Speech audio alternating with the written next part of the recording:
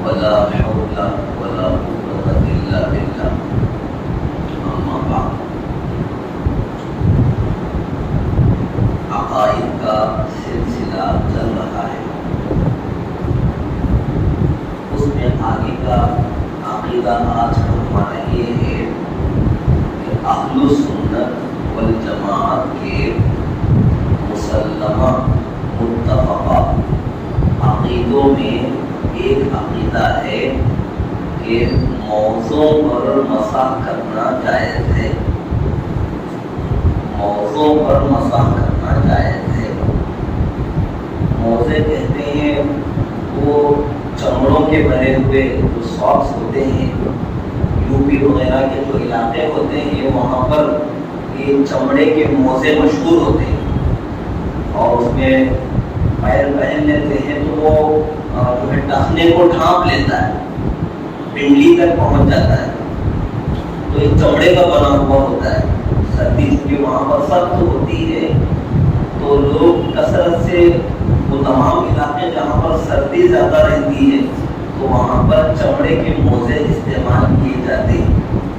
کیونکہ سردی کے ٹھنڈے پانی میں بار بار جو ہے پیر دھونا یہ مشقت کا باعث ہوتا ہے وضو کے لیے.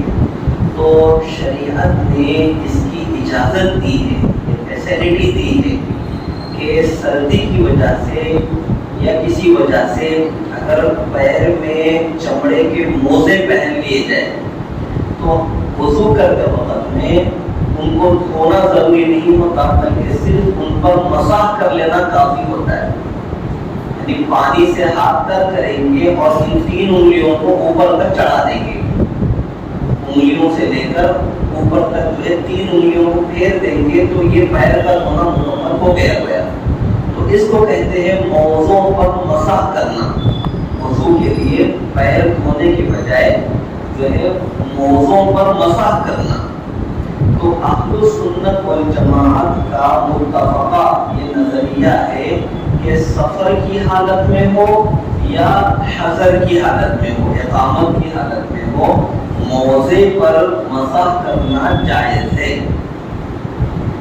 مسافر کے لیے 3 دن اور 3 رات کی اجازت ہے. یعنی کوئی مسافر ہو آدمی تو سفر کی حالت میں پہنے ہوئے موزے پر, چمڑے کے موزے پر 3 دن اور 3 رات تک وہ مسح کر سکتا ہے, یہ اجازت ہے.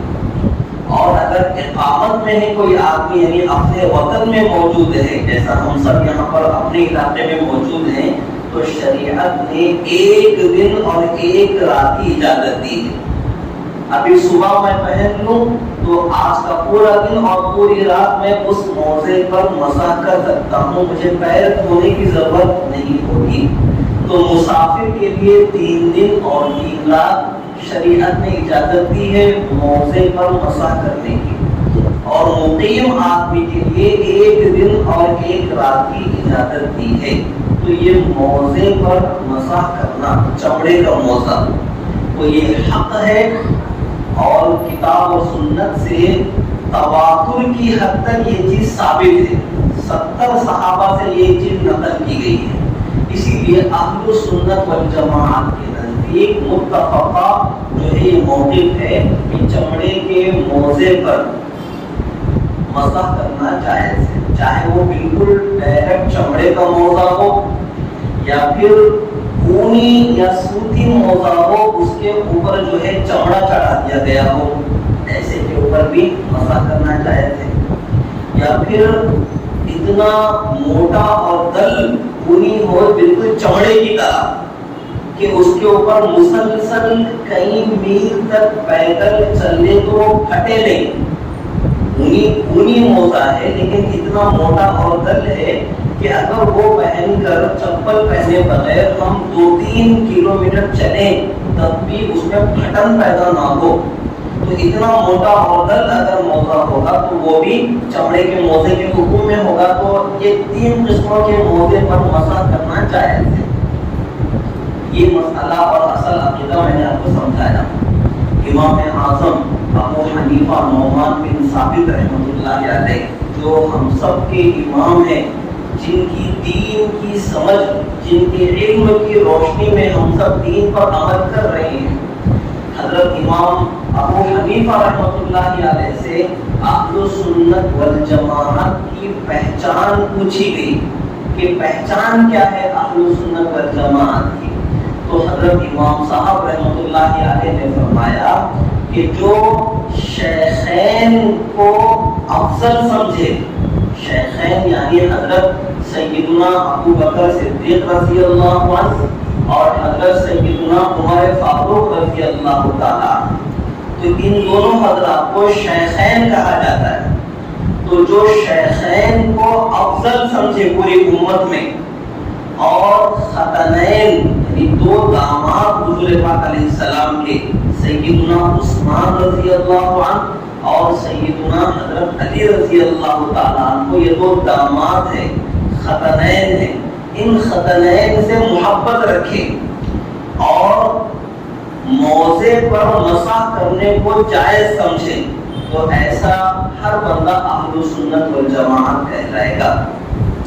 تو اہل سنت والجماعت کی پہچان بتائی کہ حضرات شیخین کو افضل الامت سمجھنا اور حضرات خطنین سے محبت رکھنا اور موضع پر مسح کرنے کو جائز سمجھنا, یہ اہل سنت والجماعت ہونے کی علامت ہے, دلیل ہے. دیکھیں یہ اصل میں ہے مسئلہ, لیکن اسے علماء متکلمین, علماء کرام جو ہے عقیدوں کے سلسلے میں بیان فرما رہے ہیں.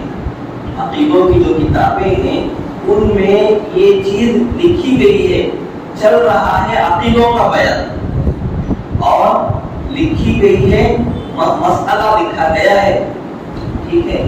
تو عقیدوں کے بیان میں مسئلے کی کیا ضرورت, عقیدوں کے بیان میں مسئلے کی کیا ضرورت, بات سمجھنا.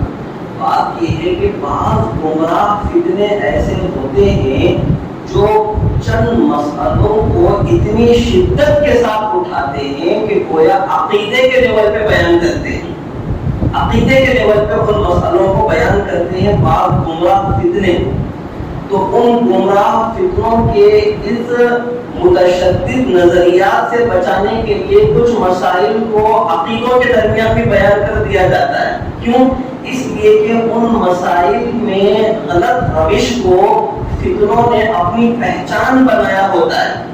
اسی لیے عقیدوں کے درمیان میں ایسے مسائل, ضروری مسائل بیان کر دیے جاتے ہیں تاکہ لوگ گمراہی سے محفوظ ہو سکیں. اب امام صاحب رحمۃ اللہ علیہ کے زمانے میں جو اہل روافض اور شیعہ حضرات تھے وہ ان چیزوں میں بہت حد سے آگے بڑھ رہے تھے. یعنی حضرات شیخین کے اوپر الزامات لگانا, اعتراض کرنا جو ہے, ان چیزوں میں حد سے آگے بڑھ رہے تھے. اسی لیے جو ہے ان کی محبت کو اہل سنت والجماعت کی بنیاد قرار دیا گیا. حضرت ابو بکر صدیق اور حضرت عمر فاروق, چونکہ ان کی شان پہ گستاخیاں کی جاتی ہے, اس لیے ان حضرات کو افضل الامت قرار دینا, پوری امت میں افضل ترین لوگ قرار دینا, یہ اہل سنت والجماعت کی پہچان ہوگی. اور اسی طرح موضع پر مسح کرنے کو ناجائز قرار دینے میں حدیں پار کرنے لگے.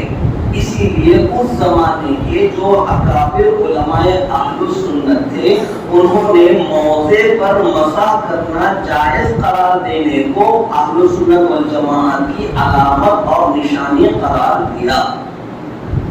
یہ بالکل ایسے ہی ہے جیسے ہمارے آج بھی اس دور میں ایک مسئلہ ہے تقلید کا. تقلید کا ایک مسئلہ ہے تو سارے اہل سنت والجماعت اس پر متفق ہے کہ تقلید ایک دینی اور شرعی ضرورت ہے. تقلید کس کو کہتے ہیں کہ دینی مسائل کو علماء کی رہبری میں جان کر عمل کرنا، دینی مسئلوں کو اہل علم سے جان کر ان پر عمل کرنا، علماء کی رہبری میں دین پر عمل کرنا، اس کو کہتے ہیں تقلید۔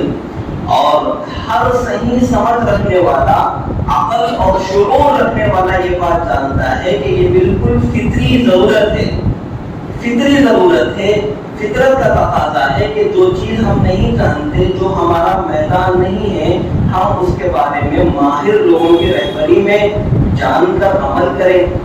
یہ تقلید کا مسئلہ ہے، سارے اہل سنت والجماعت اس پر متفق ہیں، لیکن بعض نادان قسم کے لوگوں نے، غیر مقلد حضرات نے اتنا تشدد اس کے اندر اپنا لیا، تقلید کو ناجائز قرار دینے میں اتنا سخت رویہ اپنایا کہ ناجائز قرار دیتے دیتے تقلید کو شرک کہنے لگے، تقلید کو شرک کہنے لگے۔ تو جب نادان لوگوں نے تقلید جو کہ ایک مسئلہ ہے اس میں اتنی سختی، اتنا تعصب اور اتنی شدت اپنا لی ہے، تو پھر اہل سنت والجماعت کے لیے بھی یہ بات ضروری قرار پائی کہ اس مسئلے کی وضاحت بھی عقائد کے درمیان میں کر دی جائے تاکہ لوگ گمراہ ہونے سے محفوظ ہو۔ کہ ایک گمراہ طبقے نے اس مسئلے کو اچھالا اور بہت غلط انداز میں دنیا کے سامنے پیش کیا اور اس مسئلے کو اپنی پہچان بنا دی، تو پھر اہل سنت والجماعت کے علماء کے لیے بھی، عوام کے لیے بھی یہ بات اہم ہے کہ اس مسئلے کی تشریح بھی عقائد کے درمیان کی جائے تاکہ امت گمراہ ہونے سے محفوظ ہو، اور اس کی تیاری بھی عقائد کی لائن سے ہی کی جائے، عقائد کے اعتبار سے اس کی تیاری بھی ہو۔ یہ قیامت تک چلے گا کہ جو گمراہ فتنہ کسی بھی مسئلے میں اہل حق سے اختلاف کر کے اس کو حد سے زیادہ نامناسب طریقے سے لوگوں کے درمیان میں بیان کرے اور اسی کو اپنی پہچان بنا لے، تو پھر اہل حق جو علماء ہوں گے اس کی گمراہی سے بچانے کے لیے اس مسئلے کی وضاحت قوم کے سامنے کریں گے، مسئلے کا صحیح رخ دنیا کے سامنے پیش کریں گے تاکہ لوگ اس گمراہی سے محفوظ رہ سکے۔ تو یہی چیز وہاں پر بھی موجود ہے، اہل تشیع سے، روافض کے فتنے سے بچانا تھا، کیونکہ عجیب و غریب قوم ہے کہ ننگے پیر پر مسح کرنا جائز قرار دیتے ہیں، چمڑے کے موزے پر مسح کرنا جائز قرار نہیں دیتے، تو عجیب و غریب قوم ہے۔ بلکہ ایک بڑے فقیہ نے تو یہاں تک فرمایا کہ موزے پر مسح کرنے کا جو انکار کرے ان کے بارے میں مجھے کفر کا اندیشہ ہے، کفر کا خطرہ ہے، اس لیے کہ یہ بات اتنی تواتر کے ساتھ، اتنی کثرت کے ساتھ نقل ہو کر آئی ہے اللہ کے نبی علیہ السلام سے، صحابہ کرام سے، کہ ان کو اس چیز کا انکار کرنے کی گنجائش موجود نہیں ہے۔ اس چیز کا انکار کرنا گویا کہ تواتر کا انکار کرنا ہے، قرآن اور سنت کا انکار کرنا ہے، اور قرآن اور سنت کا انکار کرنے والا ظاہر سی بات ہے مسلمان ہو نہیں سکتا، مسلمان باقی نہیں رہ سکتا۔ تو اسی لیے جو ہے اس مسئلے کو بھی عقائد کے درمیان میں بیان کیا گیا ہے۔ آگے کا عقیدہ ہے عقیدۃ الطحاویہ کی ترتیب کے مطابق کہ اہل سنت والجماعت حج اور جہاد کو فرض سمجھتے ہیں امت کے ذمہ، اور قیامت تک یہ چیزیں جاری رہیں گی۔ حج اور جہاد یہ حق ہے، ان کی فضیلتیں قرآن اور سنت میں بیان کی گئی ہیں اور قیامت تک جاری رہیں گے۔ کوئی بھی حج اور جہاد کو نہ منسوخ کر سکتا ہے نہ ختم کر سکتا ہے دنیا سے۔ حج بھی جاری رہے گا، فرض ہے اور جاری رہے گا۔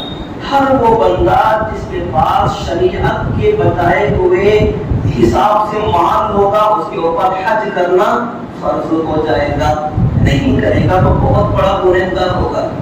اسی طرح جب کبھی امت کے اوپر ایسے حالات آئیں گے کہ ان حالات میں جہاد شرعی طریقے پر فرض ہوگا امت کے اوپر، تو ایسی صورت میں جہاد کرنا بھی امت کے لیے فرض ہوگا، نہیں کریں گے تو بہت بڑے گنہگار بنیں گے۔ اب اس سلسلے میں تھوڑی سی تفصیل ہمیں جاننی چاہیے. جہاد لفظ بنا ہے جہد سے، جیم ہا دال جہد. تو ڈکشنری میں اگر اس کا معنی اور مطلب ہم دیکھیں گے تو معلوم ہوگا محنت کرنا، مشقت کرنا، مشقت میں اپنے آپ کو جھونک دینا، ایڑی چوٹی کا زور لگا دینا، اس کو کہتے ہیں جہد ڈکشنری کے اعتبار سے. اور شرعی اصطلاح میں، شریعت کے علم میں جہاد کس کو کہتے ہیں؟ اچھی طرح سے الفاظ ذہن میں رکھنا. دیکھیں، ظلم کو مٹانے کے لیے، انصاف کو زمین پر قائم کرنے کے لیے، اللہ اور اس کے دشمنوں کے خلاف، اللہ اور اس کے رسول کے دشمنوں کے خلاف صرف اور صرف اللہ کے لیے قتال کرنا، جنگ کرنا، اس کو کہتے ہیں جہاد. ظلم کے خلاف، ظالموں کے خلاف، دنیا میں انصاف کو قائم کرنے کے لیے، امن کو قائم کرنے کے لیے، اللہ اور اس کے رسول کے دشمنوں کے خلاف صرف اور صرف اللہ کے لیے جہاد کرنا، قتال کرنا، جنگ کرنا، اس کو کہتے ہیں جہاد. اس کو کہتے ہیں جہاد. یہ ہے جہاد کا معنی. اس کی بہت ساری فضیلتیں بیان کی گئی ہیں. اللہ کے نبی علیہ السلام نے فرمایا کہ ہر مومن کے دل میں جذبہ جہاد کا ہونا ضروری ہے. اگر کوئی مومن اس حال میں دنیا سے چلا جائے کہ اس کے دل میں جہاد کا شوق نہ ہو تو ایسا مومن نفاق پر مرا ہے. اس کی موت ایمان پر نہیں ہوئی بلکہ اس کی موت نفاق پر ہوئی. اسی لیے جذبہ جہاد دل میں رکھنا چاہیے. جب کبھی امت کے اوپر ایسے حالات آ جائیں کہ ان حالات کی روشنی میں علماء کرام متفقہ طور پر یہ فیصلہ کرتے ہیں کہ بھائی امت پر اب جہاد فرض ہو چکا ہے، تو پھر جہاد میں نکلنا ہر مسلمان کے لیے لازم ہو جائے گا. ایک مثال سمجھیں.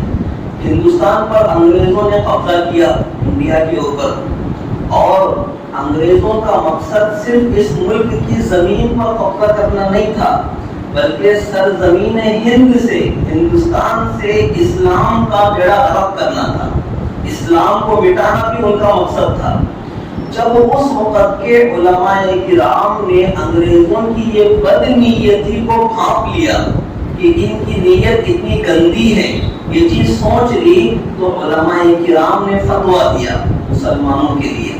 حضرت شاہ عبدالعزیز محدث دہلوی رحمۃ اللہ علیہ نے سب سے پہلے فتویٰ دیا. اسی طرح حضرت شیخ الہند رحمۃ اللہ علیہ، حضرت حسین احمد مدنی رحمۃ اللہ علیہ، حضرت جو ہے علامہ بخاری رحمۃ اللہ علیہ جیسے بہت سارے اکابرین نے یہ فتویٰ دیا کہ ہندوستان پر انگریزوں کا قبضہ ہو چکا ہے اور ان کی نیتیں بڑی خراب ہے. اسی لیے ہندوستان کے مسلمانوں پر جہاد کرنا اور اپنے ملک کو انگریزوں سے چھڑانا یہ فرض ہو چکا ہے قرآن اور سنت کی روشنی میں. جب علماء نے فتویٰ دیا تو سارے لوگوں کا خون گرم ہو گیا اور سارے مسلمان ایک پلیٹ فارم پر ملک کو آزاد کرنے کے لیے جمع ہو گئے. اب ہم یہ کہہ سکتے ہیں کہ اس ملک کو جو آزادی ملی ہے وہ جذبہ جہاد کی برکت سے ملی ہے. جہاد کی وجہ سے اس ملک کو آزادی ملی ہے. اگر مسلمانوں کی طرف سے یہ آگ نہ لگائی جاتی تو پھر کسی کو خبر بھی نہیں تھی، سب لوگ تو غلامی میں پڑے ہوئے تھے. اس آگ کو لگانے والے ہمارے اکابر علماء کرام ہیں، اہل ایمان ہیں، جنہوں نے جذبہ جہاد کی روشنی میں اس چنگاری کو چھیڑا اور اسے ایک آگ بگولا اس کو کر دیا اور ایسی ہوا چلی اس کے بعد. پھر آج وہ وقت ہم دیکھ رہے ہیں کہ آزادی کے 75 سال ہمارے مکمل ہو چکے ہیں. اب یہ تو میں نے بات سمجھانے کے لیے کی تھی، اہمیت سمجھانے کے لیے. اب آج کے ہمارے اس سچویشن میں بعض نادان قسم کے لوگوں نے جہاد کے معنی اور مطلب کو بگاڑ کر اس کو بدنام کرنے کی کوشش کی ہے. اس کو بدنام کرنے کی کوشش کی ہے. جہاد کا معنی میں نے آپ کو سمجھا دیا. لوگوں نے غلط فہمی کیا پھیلائی، جہاد کا ترجمہ کیا ٹیررزم، جہاد کا ترجمہ کیا کیا دہشت گردی سے ترجمہ کیا جہاد کا، یعنی بے قصور لوگوں کو بلا وجہ کے مار دینا، بے قصور لوگوں کو بے وجہ کے مار دینا، اس کو ٹیررزم کہتے ہیں۔ تو لوگوں نے جہاد کا ترجمہ کیا ٹیررزم سے، اور اس ترجمے کے ذریعے سے جہاد کے لفظ کو پوری دنیا میں بدنام کرنے کی کوشش کی۔ یہ سب سے بڑا دھوکہ ہے جو اس وقت جو میڈیا کی لین سے، جو الیکٹرانک میڈیا ہے اس کے ذریعے سے پوری دنیا میں یہ طوفان بدتمیزی پھیلایا گیا۔ یہ سب سے پہلی بنیاد ہے کہ ترجمہ غلط کیا گیا اور پوری قرآن مجید اور سنت رسول کے خلاف ترجمہ کیا گیا۔ حالانکہ دہشت گردی اور ٹیررزم تو بہت بڑا گناہ ہے، بے قصور لوگوں کو مار دینا۔ قرآن مجید میں تو اللہ نے فرمایا من قتل نفسا بغیر نفس فکأنما قتل الناس جميعا ومن احیاها فکأنما احیا الناس جميعا۔ قرآن کہتا ہے کہ اگر کسی نے کسی بے گناہ کو بے وجہ کے قتل کر دیا تو گویا اس نے پوری انسانیت کو قتل کر دیا، سارے انسانوں کو قتل کر دیا۔ اور اگر کسی نے کسی انسان کی جان بچائی تو گویا اس نے ساری انسانیت کو بچا لیا۔ یہ جو قرآن کی تعلیم، تو بھلا قرآن جو ہے بے قصور لوگوں کو قتل کرنے کی اجازت کیسے دے سکتا ہے؟ یہ سب سے بڑی مس انڈرسٹینڈنگ ہے اور غلط فہمی ہے جو اسلام کے خلاف لوگوں نے مچا رکھی ہے۔ تو جب اس حقیقت کو ہم سمجھیں گے کہ جہاد کا معنی بے قصور لوگوں کو قتل کرنا نہیں ہے، جہاد کا معنی ہے کہ ظلم کے خلاف، ظالموں کے خلاف زمین میں عدل اور انصاف قائم کرنے کے لیے اللہ اور اس کے رسول کے دشمنوں کے خلاف صرف اور صرف اللہ کے لیے جنگ کرنا میدان میں، اس کو کہتے ہیں جہاد۔ جب یہ چیز ہم سمجھتے ہیں تو پھر ہر مسلمان کا ذہن صاف ہو جائے گا کہ ظاہر سی بات ہے ظلم کو تو مٹانا ہی چاہیے۔ اگر ظلم کے خلاف آواز نہ اٹھائی ہوتی تو ملک بھارت آزاد نہ ہوا ہوتا، ہندوستان آزاد نہ ہوا ہوتا۔ ظلم کے خلاف آواز اٹھائی ہے، انصاف کے لیے آواز بلند کی گئی ہے، اللہ اور اس کے رسول کے دشمنوں کے خلاف کھڑے ہوئے ہیں، تبھی تو جا کر بھارت آزاد ہوا ہے۔ اور آج بھی آپ حکومتوں کو دیکھیں کہ جو لوگ حکومت کے باغی ہوتے ہیں، حکومت کے جو لوگ باغی ہوتے ہیں، حکومت ان کو جو ہے تحفظات نہیں دیتی، تو حکومت ان کو حفاظت نہیں دیتی، بلکہ حکومت ان پر حملہ کرتی ہے، ان کو قتل کرتی ہے۔ ان کا فیصلہ، ان کے بارے میں ایک فیصلہ ہے حکومت کا، وہ ہے جان لے لینا ایسے لوگوں کی۔ جو حکومت کے جو باغیاں ہوتے ہیں آپ کو معلوم ہے، تو ایسے نکسلیٹ لوگ جس کو آپ کہتے ہیں نکسلیٹس، تو یہ حکومت کے باغی مانے جاتے ہیں نا۔ تو آئے دن اخباروں میں آپ پڑھتے رہتے ہو کہ فائرنگ ہوئی، اتنے نکسلیٹ مر گئے، اتنے نکسلیٹ مر گئے۔ تو یہ جو ہوتا ہے حکومت کی کارروائی، حکومت یہ کارروائی کیوں کر رہی ہے؟ اس لیے کہ انہوں نے بغاوت کی ہے حکومت سے، انہوں نے بے گناہ لوگوں کو نقصان پہنچانا شروع کیا، وہ جو ہے نظام کے خلاف کام کر رہے ہیں، اسی لیے ان کے خلاف یہ کارروائی۔ تو کوئی بھی یہ نہیں کہتا کہ حکومت ظلم کر رہی ہے، ان لوگوں کی جان لے کر، ان کا خون بہا کر حکومت ظلم کر رہی ہے، کوئی یہ نہیں کہتا، بلکہ سب یہ کہتے ہیں کہ جو کام کر رہی ہے اچھا کر رہی ہے، ایسا ہی کرنا چاہیے ان کے ساتھ۔ ایسے ہی ہمارے جسم کے اوپر کوئی پھوڑا پھنسی ہو جائے تو اس کا ایک مرحلہ تو یہ ہے کہ کوئی دوا ہم لگا دیں تو وہ ٹھیک ہو جائے، جو جراثیم ہے وہ ختم ہو جائے اور ہماری پھوڑا پھنسی ٹھیک ہو جائے۔ اگر زخم تھوڑا سا پڑے گا تو ڈاکٹر نشتر مار کر اس کو صاف کرتا ہے، پھر پٹی باندھ دیتا ہے، یہ دوسرا مرحلہ ہوتا ہے۔ اور اگر زخم حد سے زیادہ بڑھ جاتا ہے تو ڈاکٹر کیا کرتا ہے؟ ڈاکٹر اس خیال سے کہ اگر اس کو نہ کاٹا گئے تو انفیکشن پورے جسم میں پھیل جائے گا، وہ آدمی مر سکتا ہے، یہ سوچ کر اس کا ہاتھ کاٹ دیتا ہے ڈاکٹر۔ یا جس روز کو پر بھی وہ انفیکشن پھیلتا ہے، سیپٹک ہو جاتا ہے، تو ڈاکٹر اس کو کاٹ دیتا ہے اس عضو کو۔ تو دنیا کا کوئی عقل مند نہیں کہتا کہ میں ڈاکٹر نے کیسا ظلم کیا ہے، اچھے بھلے آدمی کا ہاتھ کاٹ دیا۔ تو دنیا کا کوئی بھی عقل مند یہ بات نہیں کہتا، بلکہ ہر بندہ یہ کہتا ہے کہ بہت اچھا کام کیا ڈاکٹر نے۔ کیوں؟ اس لیے کہ اگر یہ حصہ نہ کاٹا جاتا تو پوری باڈی میں زہر پھیل جاتا اور بندہ ہی مر جاتا۔ تو اسی لیے جب سماج اور سوسائٹی کے اندر ظلم بڑھ رہا ہو، انصاف کا خون ہو رہا ہو، گلا گھونٹا جا رہا ہو انصاف کا، تو پھر چند ایسے انصاف پسند اہل ایمان کو کھڑا ہونا پڑتا ہے ظلم کو مٹانے کے لیے۔ تو ظلم کو مٹانے کے لیے کھڑے ہونے کا نام ہی جہاد ہے۔ اسی کا نام جہاد ہے. جب یہ معنی ہم صحیح طور پر سمجھیں گے تو اب ہم نہیں ڈریں گے, اب ہمیں پریشانی نہیں ہوگی. میں یہ تفصیل اس لیے بتا رہا ہوں آپ کے سامنے کہ غیر تو غیر مسلمان بھی جہاد کے لفظ سے ڈرنے لگے. مسلمان بھی جاہل جو لوگ ہیں وہ کہتے ہیں کہ بھائی اسلام میں جہاد کا جو کانسیپٹ ہے وہ بالکل غلط ہے, میں اس کے خلاف ہوں. بھائی تو نے سمجھا ہی نہیں ہے کہ جہاد کہتے کس کو ہے, تو اسلام کے خلاف کھڑا ہو گیا.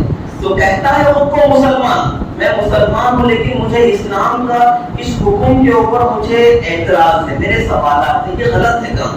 تو اس نے وہ پٹی پڑھی جو اسے میڈیا کے ذریعے سے سمجھائی گئی, جو باتیں اس کو میڈیا کے ذریعے سے دھوکہ دیا گیا, سمجھائی گئی, اس باتوں پر اس نے بھروسہ کیا اور اسلام کے خلاف نادان کھڑا ہو گیا.